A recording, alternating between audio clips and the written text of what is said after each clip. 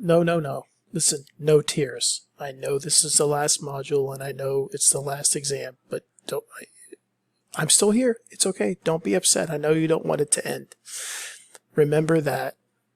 I hope that sarcasm comes through in these in these summaries. Remember that everything past exam 1 is now going to be responsible in exam 2, and there will be some basic STAR report information on here. Nothing too complex. So just like I said in exam 1, make sure you've kept up with the readings, read all the material, and are ready to go with this information.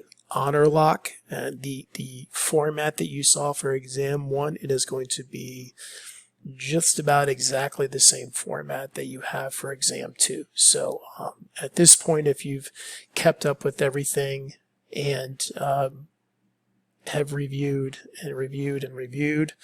it's not going to be an issue for you. So I enjoyed having you in the class. I hope that you enjoyed the course, and as you move forward, if you take more courses with me, I look forward to seeing you again. So take care.